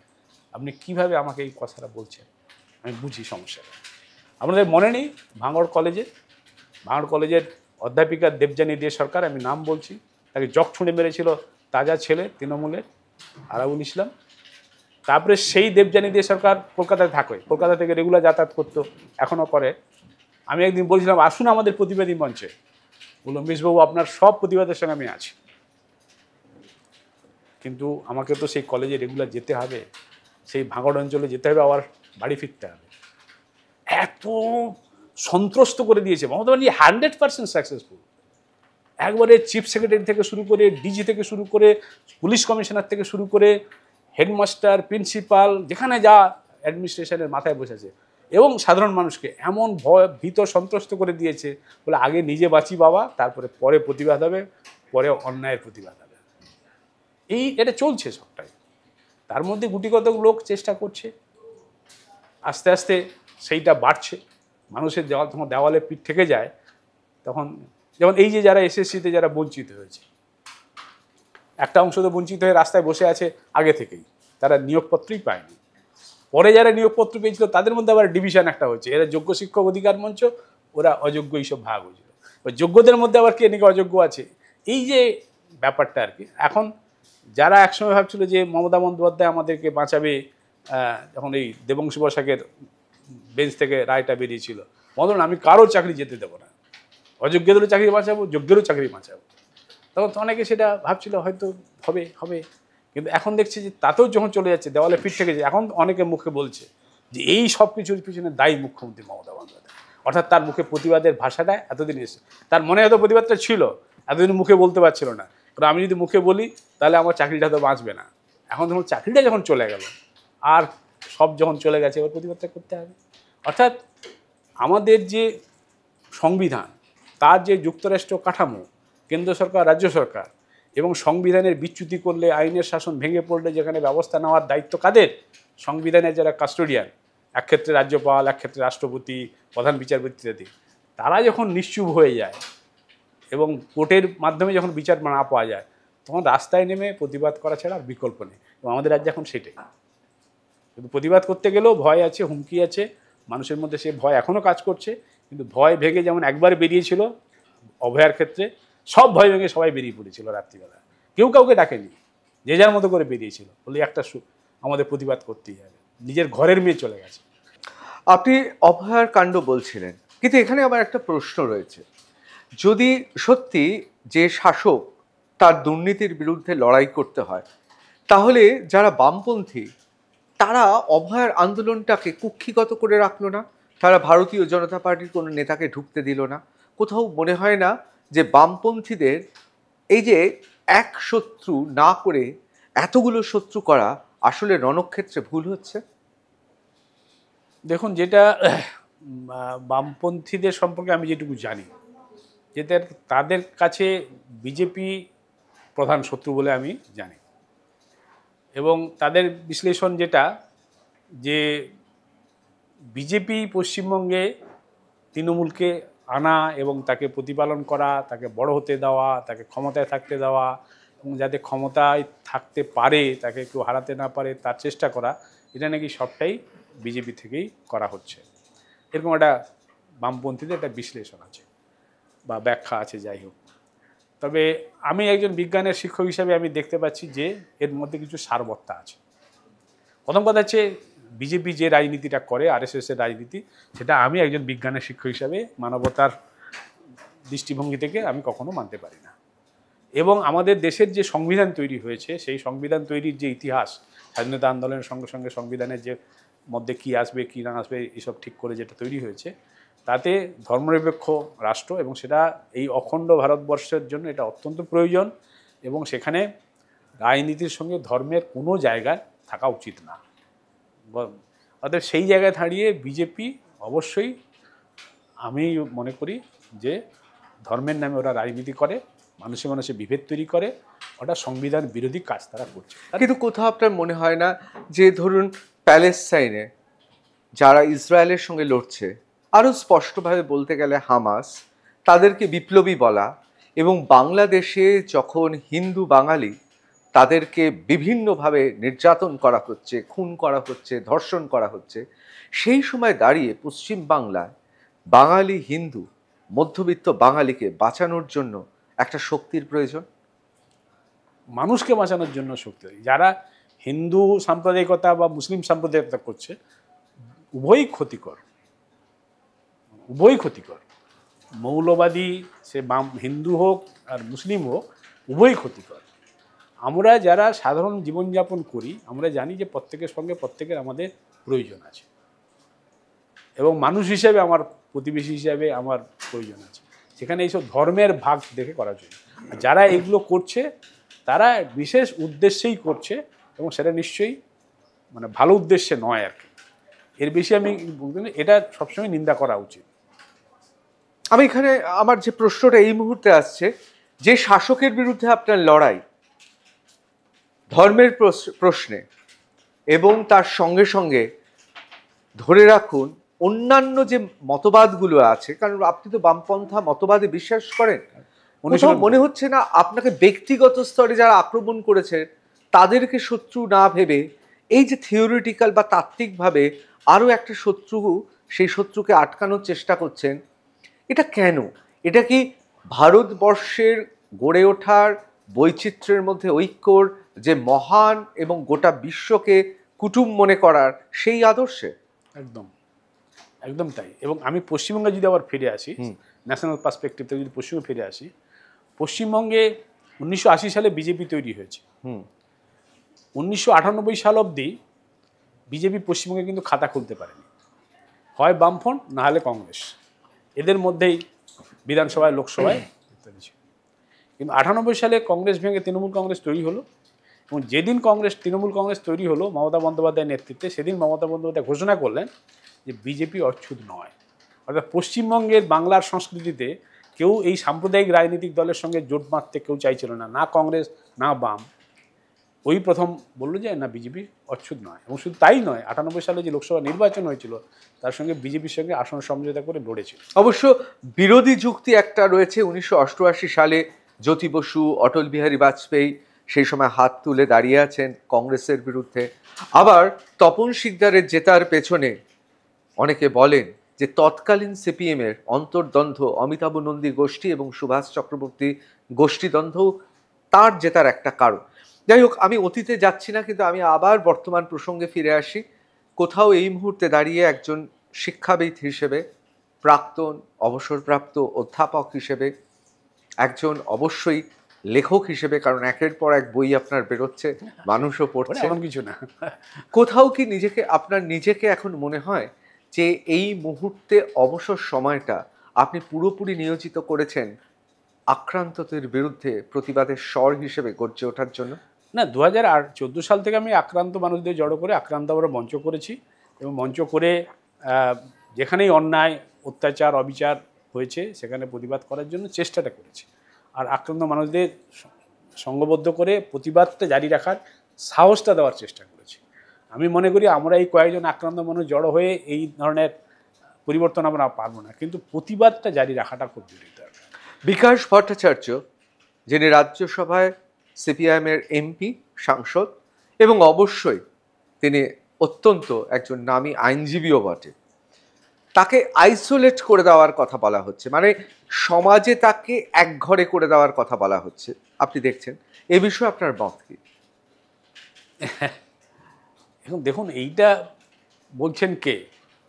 রাজ্যের মুখ্যমন্ত্রী বলছেন, এবং শুধু এই কথাটা বলেননি, তার সঙ্গে আরও অনেক কথাই বলেছেন। অশোক কুমার গাঙ্গুলির বাড়িতে গেছিলাম, আমার একটা প্রয়োজন ছিল, উনি তো জানেন সুপ্রিম কোর্টের অবসরপ্রাপ্ত বিচারপতি, কিন্তু যা যা বলেছে সব আইন বিরুদ্ধ কথা বলেছে। হ্যাঁ, মুখ্যমন্ত্রী যিনি সংবিধানের নামে শপথ গ্রহণ করেছেন, আইনের শাসন এখানে প্রতিষ্ঠা করবেন বলে দায়িত্ব নিয়েছেন, শপথ নিয়েছেন, তিনি এই ধরনের কথা বলতেই পারেন। এটা অবমাননা, মানে আদালত অবমাননার পর্যায়ে পড়ে আর কি। হ্যাঁ, এবং তিনি এখন তো যা বলছেন আমরা সবাই জানি, এখানে আমাকে ব্যাখ্যা করে বলার দরকার নেই। তিনি সব আইন বিরোধী কথাবার্তা বলছেন। অর্থাৎ তার চুরির দুর্নীতিটা তিনি ভেবেছিলেন যে কেউ বুঝবে না, ওই পার করে দিতে পারবো বা ম্যানেজ করে নিতে পারবো, সেটা যখন প্রকাশ্যে এসে গেছে, মানে এটা যদি ছোটোখাটো দুর্নীতির মধ্যে থাকতো তাহলে হয়তো উনি বেরিয়ে যেতেন, অনেক ক্ষেত্রেই উনি বেরিয়ে গেছেন, কিন্তু এখানে সেটা পারেননি বলে এখন এইসব কথাবার্তা বলছেন। একটা সময় আমরা বলতাম মাইট ইজ রাইট, অর্থাৎ শক্তি শেষ কথা বলে। এই কথাটা আসলে ফ্যাসিস্ট নির্বোধদের কথা, কিন্তু এই মুহূর্তে যে জিও পলিটিক্স রয়েছে সেটা ডোনাল্ড ট্রাম্প হতে পারে, পুতিন হতে পারে, সেটা বিভিন্ন রাষ্ট্রের বিভিন্ন দক্ষিণপন্থী রাষ্ট্রনায়করা হতে পারে। সব জায়গাতে তো একই হচ্ছে। ডোনাল্ড ট্রাম্প বলছেন আমার গ্রিনল্যান্ড চাই, কেউ বলছেন আমার গাজা স্ট্রিপটা চাই, কেউ বলছেন ইউক্রেনের আমি 18 থেকে 20% জমি দখল করে নিয়েছি, ফেরত দেব না। কোথাও আপনার মনে হচ্ছে না যে এই সময়ে দাঁড়িয়ে বামপন্থা চিন্তা ভাবনা গোটা পৃথিবীতে অসার, সেখানে পশ্চিমবাংলাতেও আসা? আমি অত বিস্তৃত বলতে পারবো না, আমার সেই অভিজ্ঞতা নেই, কিন্তু সাধারণ যেটুকু আমি যা দেখেছি যে আবার মানুষ কিন্তু বামপন্থার দিকে ফিরছে। মানে দক্ষিণ আফ্রিকার অনেকগুলো দেশে, মানে লাতিন আমেরিকা, লাতিন আমেরিকার দেশে অনেকেই মানুষ বামপন্থীদের দিকে আবার আসছে। অর্থাৎ আমার এই বিশ্বাসটা আছে যে হ্যাঁ, যারা সাম্রাজ্যবাদী শক্তি, যারা ধনতন্ত্রে বা যুদ্ধাস্ত্রে যারা শক্তিশালী, তারা তো দখলের রাজনীতি করতে চাইবে একদিকে, কিন্তু তার বিরুদ্ধে মানুষের পক্ষে দাঁড়িয়ে মানুষের মঙ্গলের পক্ষে যদি দাঁড়াতে হয় এবং কিছু করতে হয়, তাহলে সেটা বামপন্থার দ্বারাই সম্ভব। সে কোন বামপন্থী রূপ নিয়ে কে কীভাবে আসবে, আমরা তো দেখলাম যে শ্রীলঙ্কায়ও বামপন্থীরা ক্ষমতায় এসছে। হ্যাঁ, তো শ্রীলঙ্কায় কবে কি সিপিএম মানে ওরকম কমিউনিস্ট পার্টি ছিল আমি কিন্তু শুনিনি, কিন্তু তো এসছে। তো আমার মনে হয় যে মানুষ তো তার শেষ বিচারে অভিজ্ঞতার নিরিখে বুঝবে যে কোনটা ভালো আর কোনটা মন্দ। সেই ভালোর জায়গা থেকে আমার বিশ্বাস যে ভালোটাকে বেছে নেবে এবং ভালোটা বামপন্থী। তার মানে আপনি বলছেন, আমি একটা কথা এখানে বলি, আমি সত্যজিৎ রায়ের সমস্ত চলচ্চিত্র দেখেছি, বা চার্লি চ্যাপলিনের ছবিগুলো আমি দেখেছি। আমার এই দুজন চরিত্রকে মনে হয় এরা চলচ্চিত্র জগতের লোক, বিশ্ববিখ্যাত চলচ্চিত্রকার, এরা বামপন্থী ছিলেন। আপনি নিশ্চিত সত্যজিৎ রায় বামপন্থী ছিলেন? না হলে তিনি গণশত্রু তৈরি করতে পারতেন না, না হলে তিনি হিরো রেজার দেশে তৈরি করতে পারতেন না, আমি এক্ষেত্রে না হলে তিনি ঘরে বাইরে তৈরি করতে পারতেন না। আমি এক্ষেত্রে আপনাকে একটা বলে রাখি, আপনারা অনেকেই জানি সত্যজিৎ রায়কে একটি ফরাসি পত্রিকায় তার ইন্টারভিউ নেওয়া হয় এবং সেই ইন্টারভিউতে সত্যজিৎ রায় বামপন্থী যারা রয়েছেন এ রাজ্যে তৎকালীন, অবশ্যই তখন জ্যোতি বসু ছিলেন মুখ্যমন্ত্রী, তাদের সম্পর্কে প্রশ্ন করা হলে সত্যজিৎ রায় তিনি বলেছিলেন যে বামপন্থীদের সঙ্গে তিনি অবশ্য সেই ফরাসি পত্রিকা অনুযায়ী ব্যবহার করেছিলেন মার্কসিস্টদের কথা, তাদের সঙ্গে এই জায়গায় দাঁড়িয়ে অর্থাৎ পশ্চিমবাংলায় দাঁড়িয়ে কাজ করতে অসুবিধা হচ্ছে না। আপনার কথা শুনে, বিশেষ করে আপনি শুরুতেই বলছিলেন একটা ভালো মন্দের লড়াই চলছে। আপনি যেহেতু দুজন বিশ্ববরেণ্য চলচ্চিত্রকারের কথা বললেন, অবশ্যই সত্যজিৎ রায় এবং চার্লি চ্যাপলিন, আরও একজনের কথা আমার মনে পড়ে যাচ্ছে, চোখে ভাসছে, সাদা কালো ছবিতে বার্গম্যানের ছবি। সেখানে বারবারই একটা রূপক ফিরে আসে। কি রূপক? শয়তান এবং ঈশ্বর বসে দাবা খেলছে, কখনো শয়তান কখনো ঈশ্বর, কখনো কেউ এগিয়ে যাচ্ছে কখনো কেউ পিছিয়ে যাচ্ছে। আসলে আসলে বোধহয় এই পৃথিবীতে ভালো মন্দের লড়াইটা সবসময় চলছে। ধন্যবাদ অম্বিকেশবাবু এই কারণে যে আপনি চলচ্চিত্র নিয়ে কথা বলছেন, আমার ভালো লাগছে। বিশেষ করে আমরা সবাই তো চলচ্চিত্রকে পছন্দ করি, আমরা চাবি দেখলাম প্রচুর চলচ্চিত্রের ছবিটি, অবশ্যই অবশ্যই, সুতরাং এই কথাটা আমার খুব ভালো লাগলো। Gauri Devi Institute of Medical Sciences and Hospital, GT Road, Rajpath, Durgapur. Best place to study. For contact us, call 7797662222, 9775696237. কোনো প্রশ্ন আসলে, কড়া প্রশ্ন আসলে তাকে দাগিয়ে দেওয়াটা, এটা আমরা দেখেছি, এটা একটা সচরাচর হয়েই থাকে। কিন্তু ইদানিং কেলক কলেজে যেটা ঘটলো অক্সফোর্ডের, সেই ঘটনাটা যদি পশ্চিমবঙ্গে ঘটতো তাহলে কি যারা ওখানে প্রতিবাদী ছিল তাদের কি অবস্থা হতো বলে আপনার মনে হয়? এই ঘটনা নিয়ে আপনার মতামত জানতে চাইছি। এখানে তো মমতা বন্দ্যোপাধ্যায়কে নিরাপত্তা দেয় এবং মমতা বন্দ্যোপাধ্যায়ের কথা মতোই পুলিশ কাজ করে। এবং শিলাজিতের ক্ষেত্রে আমরা দেখেছি, তানিয়া ভরদ্দার কাছে দেখেছি। অতএব কেউ অস্বস্তিকর প্রশ্ন, অপ্রীতিকর প্রশ্ন, সঙ্গে সঙ্গে মমতা ব্যানার্জি তাকে চোখ রাঙিয়ে বা যে কোনোভাবে তাকে দাঁড়িয়ে দেবে। এটা মমতা ব্যানার্জির চরিত্র বৈশিষ্ট্যের মধ্যে, রাজনীতির মধ্যে আছে, এটা কখনো যাবে না। কিন্তু যেহেতু কেলক কলেজে সেখানে তার মমতা ব্যানার্জির পুলিশ নেই বা মমতা ব্যানার্জির প্রশাসন তাকে নিরাপত্তা দিচ্ছে না, আর সেখানে এত গণতন্ত্র পশ্চিমবঙ্গের গণতন্ত্রের অনুরূপ নয়, তো সেখানে লোকে প্রতিবাদ করতে পেরেছে। মমতা ব্যানার্জি তখন সেই জায়গায় দাঁড়িয়ে তার মতো করে চেষ্টা করেছে হ্যান্ডেল করার জন্য। একই ঘটনা যদি পশ্চিমবঙ্গে ঘটতো তখন কি ঘটতো, মানে ওই প্রতিবাদীদের সঙ্গে? অভয়াকাণ্ডে কি হলো? যখন পুজোর সময়কালে ছাত্ররা প্রতিবাদ করছে প্যান্ডেলের বাইরে দাঁড়িয়ে কতগুলো প্ল্যাকার্ড নিয়ে, কোনো কথা বলছে না, স্লোগান দিচ্ছে না, গ্রেপ্তার করে লালবাজার। যে সকল লোকজন বাইরে দাঁড়িয়ে সরকারের সমালোচনা করছে, সে সুবর্ণ গোস্বামী, আরেকজন যে কুণাল ডাক্তারবাবু যিনি, তাকে লালবাজারে ডেকে পাঠানো হলো। তারপরে কোন একজন কর্পোরেশনের ডাক্তার, সে এটা কি বুঝে শিরদাঁড়া বিক্রি নেই বলে একটা ব্যাজ লাগিয়ে মুখ্যমন্ত্রী সেই যে রেড রোডের ইয়েতে কার্নিভালে গেছিল, সঙ্গে সঙ্গে তাকে তো ময়দান থানা না কোন থানা ডেকে নিয়ে গিয়ে, কিন্তু হবেই। বাড়ি খুঁজে গিয়ে ওই যে আরেকজন ডাক্তারবাবু, কি যেন নামটা ভুলে গেলাম, অনেক মাহাত, হ্যাঁ, না না না না না না, ওই যে যার বাড়ি দক্ষিণ চব্বিশ পরগনায়, রাজ্যগড়ের ডাক্তার, এখন একটা বিশেষ মুখ হয়েছে, পরিচিত মুখ, তার বাড়িতে পুলিশ পাঠিয়ে দিল না তল্লাশি করতে, প্রতিবাদী মুখ। অনিকেত মাহাতোর সঙ্গে যে ছেলেটি আছে, আসফাকুল্লা নাইয়া, তার বাড়িতে দক্ষিণ চব্বিশ পরগনা, ওর বাড়িতে পুলিশ ভোরবেলা পাঠিয়ে দিল না, তো আছেই।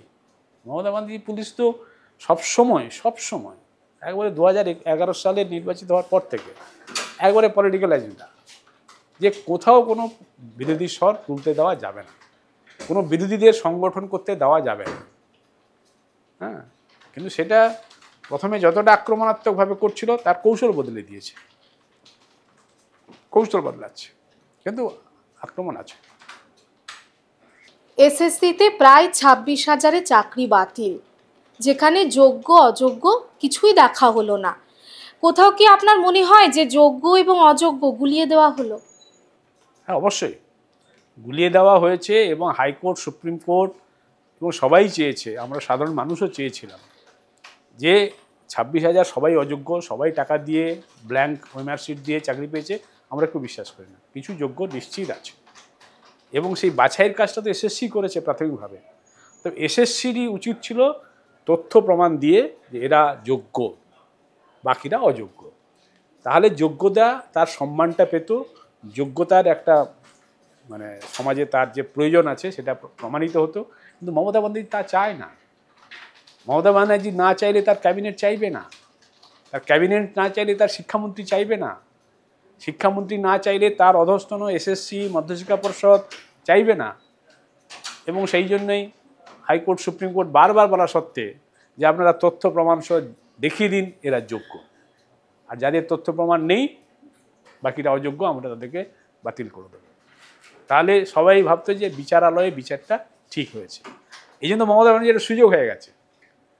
আমরা যে কথা বলছি, আমাদের মনের কথা আর কি, সবাইকে অযোগ্য, নিশ্চয়ই অযোগ্য নয়। তাহলে বিচারালয় ঠিক মতো বিচার তো করলো না। আর বিচারালয় বিচার করবে কিসের ভিত্তিতে? বিচারালয়কে ওখানে তদন্ত কমিটি, তারা তদন্ত কমিটি করে দিতে পারে, কিন্তু তদন্ত কমিটির কাছে তথ্যগুলো তুলে ধরবে কে? স্কুল সার্ভিস কমিশন, যারা বাছাই পর্বে পরীক্ষা নিয়েছে, যারা ইন্টারভিউ করেছে, যারা প্যানেল তৈরি করেছে, যারা রেকমেন্ডেশন দিয়েছে, তারা কি বলছে? আমার ওয়েমার্কশিট নষ্ট করে দিয়েছে 1 বছরের মাথায়। সফট কপি আছে, মিরর ইমেজ না রাখিনি। তাহলে চাইলো না কে? যোগ্য যারা, তাদেরকে বাঁচতে বাধা দিল কে? আমি বলবো এসএসসি। আর এসএসসিকে চালায় কে? শিক্ষা দপ্তর। শিক্ষা দপ্তরের তো মন্ত্রী তো ক্যাবিনেটের সঙ্গে আছে, ক্যাবিনেটের মাথায় কে? না মুখ্যমন্ত্রী। মুখ্যমন্ত্রী তো দলনেত্রীও বটে 1998 সাল থেকে। তার মানে আমাদের যে স্ট্রাকচার, সেই স্ট্রাকচার অনুযায়ী এই যে যোগ্যদেরকে বাছা হলো না, বা যোগ্যরাও মানে শিক্ষা ব্যবস্থার যে একটা বিপর্যয় ডেকে আনলো, ডেকে আসাটাই অনিবার্য ছিল। এর জন্য দায়ী, একমাত্র দায়ী, প্রধানভাবে দায়ী মুখ্যমন্ত্রী। রসায়ন তো আপনার বিষয়, এ নিয়ে তো গোটা জীবন সাধনা করেছেন। এখন কি বিষয় তাহলে একটু পরিবর্তন হয়েছে? অর্থাৎ এখন কি মানবাধিকার বা হিউম্যান রাইটস আপনার কাছে খুব গুরুত্বপূর্ণ বিষয় হয়ে দাঁড়িয়েছে? দেখুন, আমি তো কখনো এইসব নিয়ে চর্চা করব কখনো ভাবিনি। রাজ্যে পালাবদল হলো, পালাবদল আমার মার হলো, মার হওয়ার পরে গ্রেপ্তার হলাম, লকআপ হলো, জামিন হলো, ক্রিমিনাল মামলা চললো, পরে আরও মামলা। শুধু একটা ঘটনা নয়, প্রচুর ঘটনা ঘটছে, মানুষ আমাদের কথা শুনতে চাইছে, আমরা এক জায়গায় মিলিত হচ্ছি, আক্রান্ত মানুষদের সঙ্গে পরিচিত হচ্ছে। এই পরিচয় হতে হতে একটা প্রক্রিয়া তৈরি হয়ে গেছে এবং আমরা সেটা মনেও করি যে আক্রান্তরা যদি এক জায়গায় থাকি একটু শক্তি হবে এবং শক্তি থেকে প্রতিবাদের স্বরটা বার করা হবে এবং এটা আমাদের সমাজের প্রয়োজনও আছে, এটা করছি। কিন্তু শিক্ষকতাটা আমার নেশা ছিল, শিক্ষকতাটা আমার পেশা ছিল, শিক্ষকতাটা আমি করেছি এবং আমি বিশ্বাস করি আমি ভালোভাবেই করেছি। আমার প্রমাণ দেবে আমার ছাত্রছাত্রী। এর বেশি আমি কারো কাছ থেকে কোনো সার্টিফিকেট বা পুরস্কার আমি চাই না, ঠিক আছে? কিন্তু এখন অবসর পরেও প্রথাগত শিক্ষা পেশাতে আমি না থাকলেও যদি কোথাও সুযোগ পাই আমার যেটুকু সাধ্য আছে আমি চেষ্টা করব। পাশাপাশি জীবনটা তো কাটাতেই হবে, প্রতিবাদের রাস্তা ছাড়াও আরও যদি কিছু লেখালেখি করতে পারি করব। কোথাও মনে হয় না যে ধরুন এইসব ঘটনাগুলো ভুলে যদি একটু অন্যরকমভাবে ভাবতেন তাহলে এই বয়সে এখন অবসর না নিয়ে কোথাও উপাচার্য হয়ে যেতেন? কারণ উপাচার্যরা তো আরও 5 বছর থাকতে পারে ক্রিজে।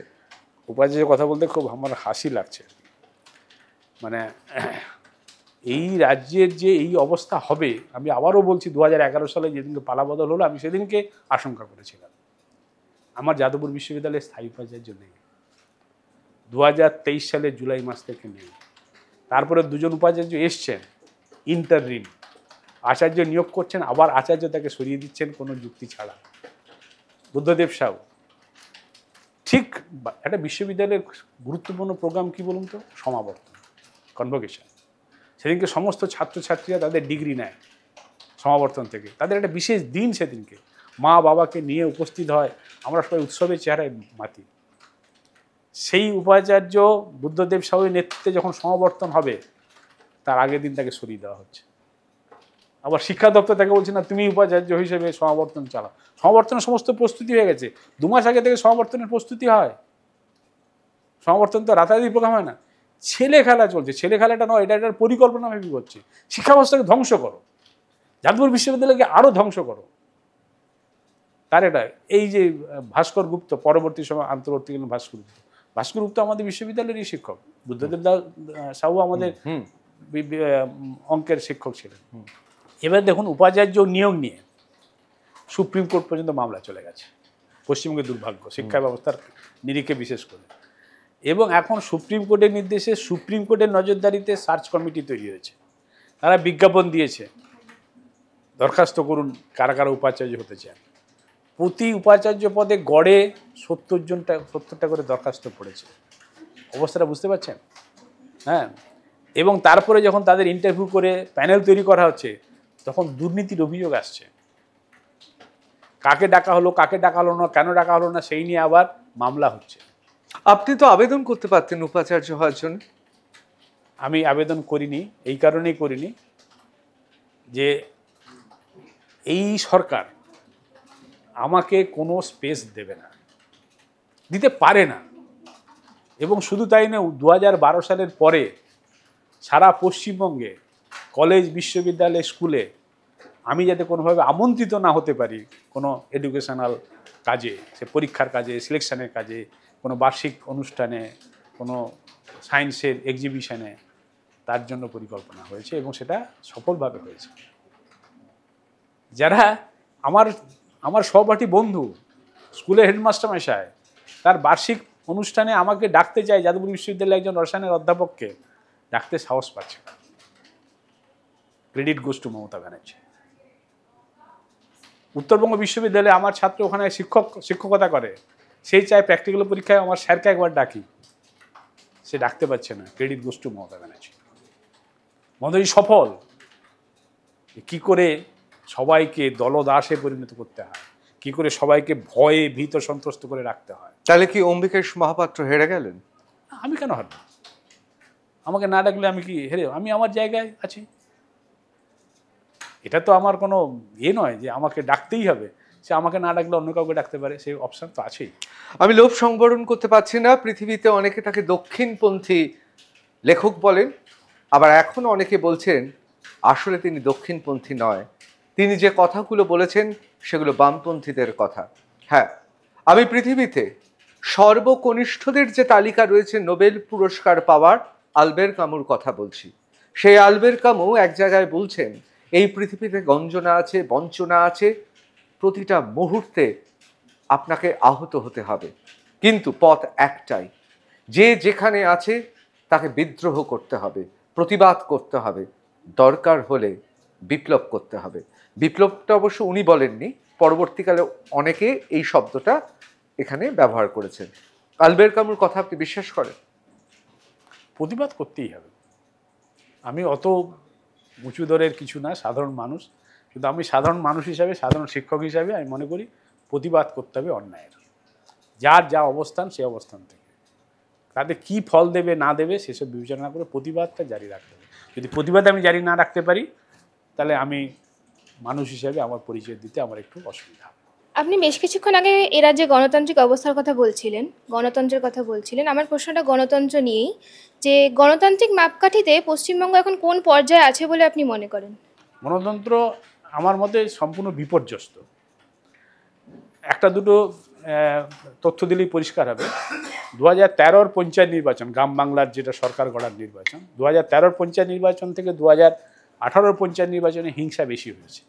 আর 2023-এর পঞ্চায়েত নির্বাচনটা র্যাম্প্যান্ট হয়েছে। মানুষ খুন থেকে শুরু করে, ভোট বাক্স লুট থেকে শুরু করে, মানে ভ্যালিড নির্বাচন কী বলে, নমিনেশনকে বাতিল করে দেওয়া, ব্যালট বাক্স নাকি পুকুরে পাওয়া, ইত্যাদি অনেক ঘটনা ঘটে, ব্যালট খেয়ে নেওয়া এইসব হয়েছে। এটা একটা সূচক। দ্বিতীয় কথা হচ্ছে, যারা বিধানসভায় নির্বাচিত হচ্ছে বিজেপির টিকিটে, তৃণমূলে চলে যাচ্ছে, তাদের আমাদের বিধানসভার যিনি অধ্যক্ষ, স্পিকার, দলত্যাগ আইনে তাকে করে দেওয়া উচিত, তাকে তার সদস্যপদ বাতিল করা উচিত। কোথাও কোনো বাতিল করছেন না। মানে একটা উদাহরণ দিলাম, বিধানসভার মাথায় যিনি বসে আছেন, স্পিকার, অধ্যক্ষ, তার কথা দিয়ে বললাম যে এই দল থেকে ওই দল যাচ্ছে, ওই দল থেকে ওই দল যাচ্ছে, পতাকা নিয়ে দল পরিবর্তন করছে, সবাই দেখছে, টিভি স্টুডিওতে তা নিয়ে চর্চা হচ্ছে, কিন্তু রেকর্ডে তিনি বিজেপি, রেকর্ডে তিনি তৃণমূল, তার কোনো সদস্যপদ যাচ্ছে না। এই গণতন্ত্র নিয়ে কি হচ্ছে?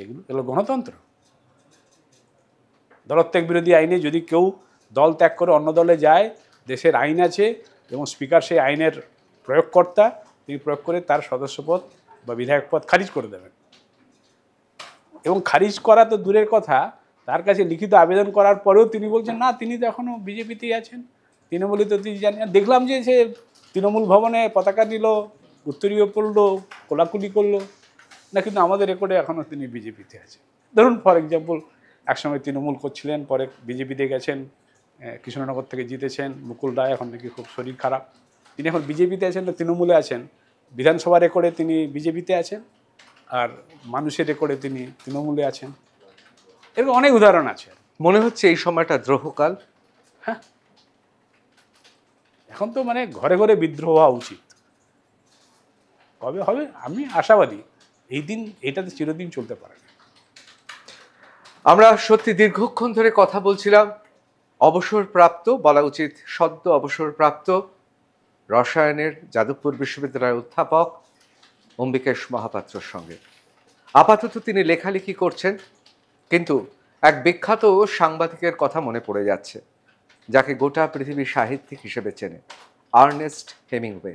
তার old man and the sea, বিখ্যাত সেই নভেলা, সেই নভেলাতে কি লিখছেন? প্রবীণ মানুষটি অশান্ত বেপরোয়া সমুদ্রে অভিজ্ঞতা নিয়ে গোটা জীবনের তার সঞ্চিত অভিজ্ঞতাকে হাতিয়ার করে, পুঁজি করে এগিয়ে চলেছে। অত্যন্ত আত্মপ্রত্যয়ী এবং চোখে তার স্বপ্নের আলপনা আঁকা। অম্বিকেশবাবু, আপনার অবসর জীবন আরও সুন্দর হয়ে উঠুক, আরও ফলপ্রসূ হয়ে উঠুক, আপনি সুস্থ থাকুন। অসংখ্য ধন্যবাদ আমাদের সময় দেওয়ার জন্য। আপনারাও সবাই ভালো থাকুন।